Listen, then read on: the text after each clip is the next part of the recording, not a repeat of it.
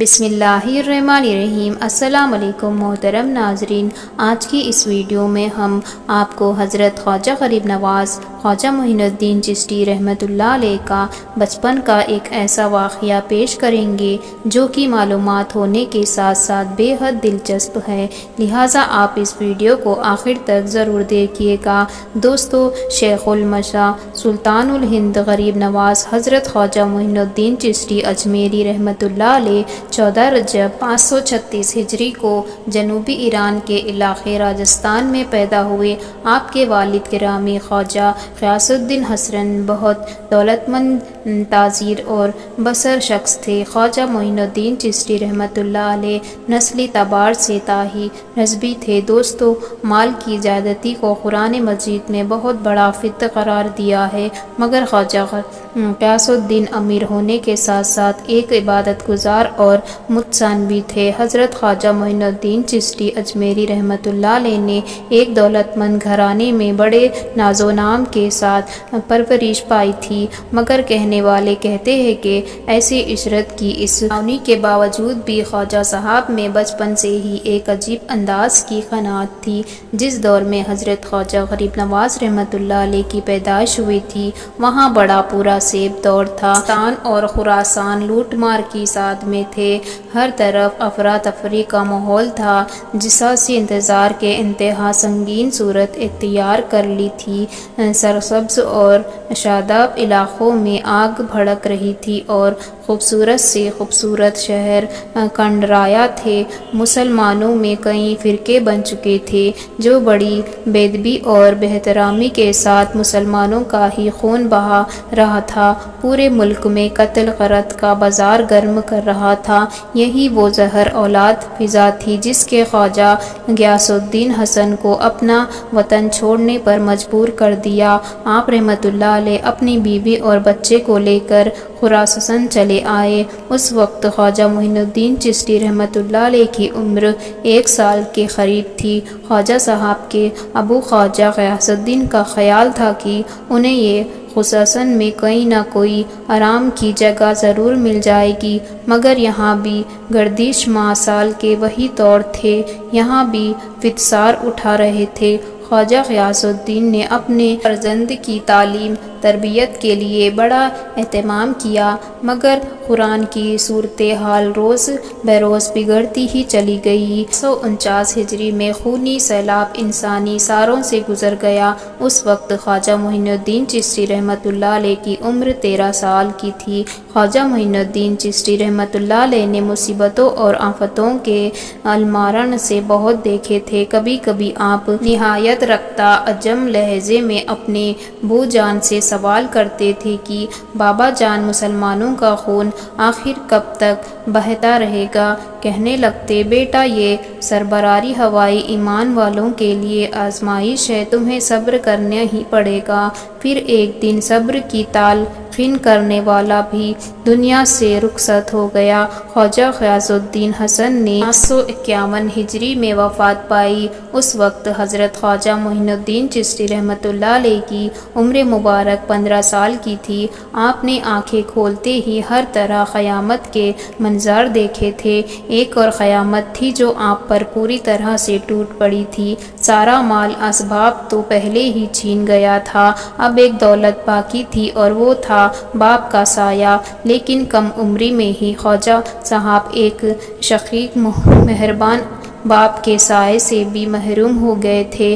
والد کی موت نے خواجہ صاحب رحمۃ اللہ علیہ کو اس قدر متاثر کیا کہ آپ ہر وقت اداس رہتے اور پریشان رہنے لگے۔ ایسے نازک لمحہ میں آپ کی ماں تھی حضرت بی بی نور رحمۃ اللہ علیہ، جنہوں نے بڑی اتقائی اور بڑے حوصلے کے ساتھ بیٹے کو سمجھایا، اے فرزند، زندگی کے ہر سفر میں ہر مسافر کو تنہائی کی آزمائش تو گزرنا پڑتا ہے۔ اگر تم ابھی سے اپنی تکلیفوں کو ماتم کرنے بیٹھ گئے تو یہ دشوار گزر راستے کیسے طے کرو گے؟ اٹھو اور پوری جوانی کے ساتھ اپنا سفر شروع کرو، ابھی تمہاری منزل بہت دور ہے۔ یہ والد محترم کی محبت کا ثبوت نہیں کہ تم دن رات ان کی یاد میں آنسو بہاتے رہو۔ اولاد کی محبت یہ ہے کہ وہ باپ کے خواب کی تعبیر پیش کرے، اور تمہارے باپ کا ایک ہی خواب تھا کہ ان کا بیٹا علم فضل میں کمال حاصل کرے۔ امی جان کی تسلی ہو سے حضرت خواجہ غریب نواز رحمۃ اللہ علیہ کی تربیت سنبھل گئی، اور آپ ذوق اور شوق سے ساتھ علم حاصل کرنے لگے، مگر سکون اور فراغ کی یہ مہلت بھی زیادہ لمبی نہ رہ سکی۔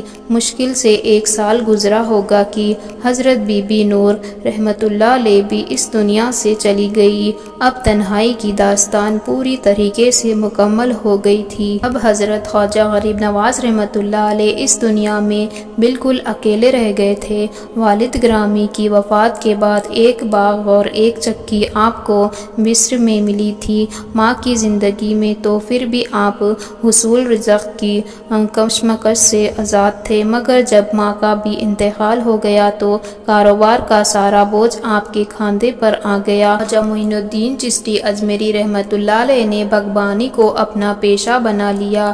سارے کام آپ خود ہی انجام دیا کرتے تھے، پیڑوں کو پانی دیتے، زمین کو ہمر کرتے، پودوں کو کاٹ چھانٹ عمل میں لاتے، کھاد وغیرہ کا بندوبست کرتے، اور منڈیوں میں جا کر خود ہی پھل بھی بیچا کرتے تھے۔ اس کاروباری کشمکش سے آپ کی تعلیم پر بہت برا اثر پڑا اور آپ کی پڑھائی بند ہو گئی۔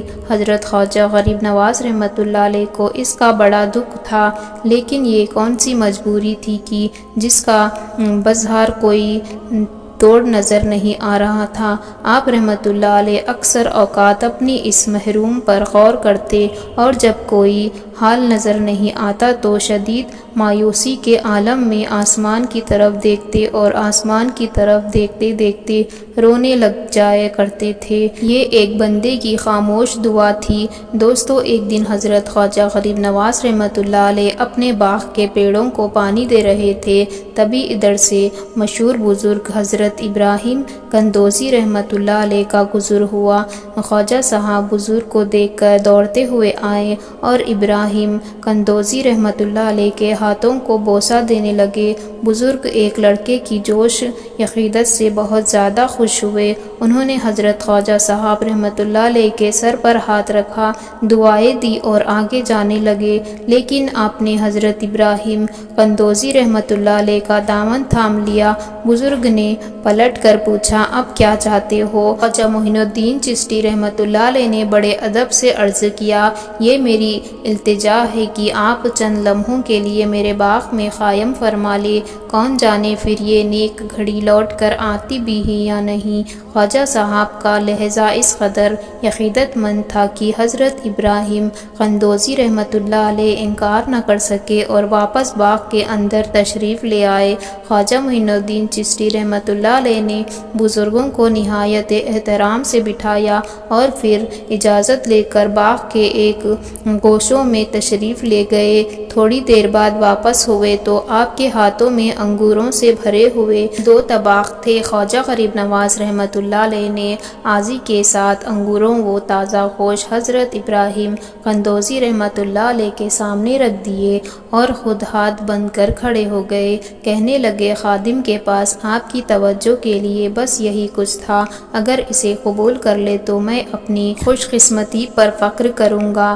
خواجہ معین الدین چشتی رحمۃ اللہ علیہ نے اس کم عمری میں ہی شہادت مندی کا وہ مظاہرہ کیا تھا کہ حضرت ابراہیم قندوزی رحمۃ اللہ علیہ بھی حیران رہ گئے تھے۔ بزرگ نے ایک بار پھر خواجہ صاحب رحمۃ اللہ علیہ کو محبت بھری نظر سے دیکھا اور آپ کی دلس کے لیے چند انگور اٹھا کر منہ میں رکھ لیے۔